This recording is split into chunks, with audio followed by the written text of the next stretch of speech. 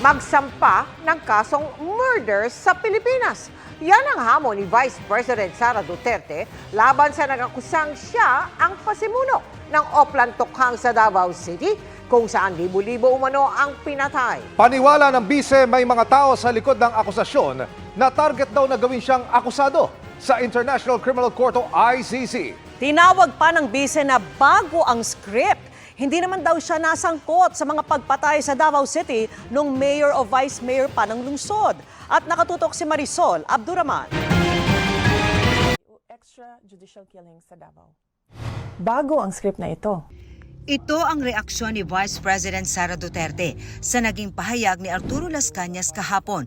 Si Las Cañas ang retiradong pulis at nagpakilalang dating leader at miyembro ng Davao Death Squad na sumalang sa pre-trial investigation ng International Criminal Court. At nagsabing ang Vice Presidente raw ang nagpasimula ng Oplan Tokhang nung siya'y mayor pa ng Davao City. Sabi pa ni Las Cañas, aabot daw sa 10,000 katao ang pinatay sa ilalim ng Oplan Tokhang sa Davao City noon.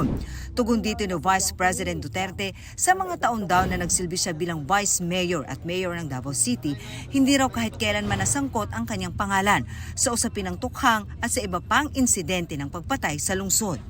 Bigla na lang nagkaroon ng testigo laban sa akin nang mahalal ako na Vice President.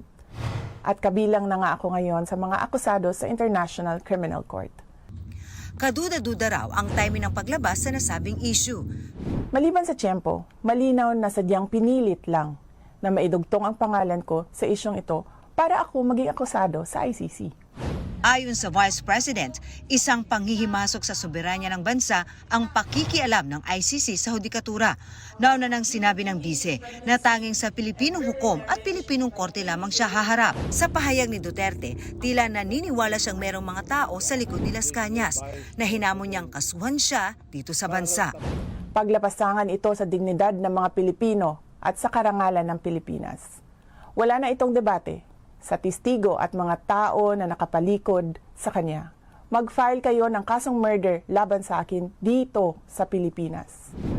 Ito rin ang hamon ni Senador Bato de la Rosa na dinawit din ni Las Cañas sa Oplan Tokhang. Sinisikap pa rin ng GMA News na makuha ang panig ni na dating Pangulong Rodrigo Duterte, Congressman Paulo Duterte, Senador Bongo, Pastor Apollo Kibuloy at iba pang personalidad na pinangalanan ni Las Cañas. Para sa GMA Integrated News, Marisol Abduraman, nakatuto 24 oras.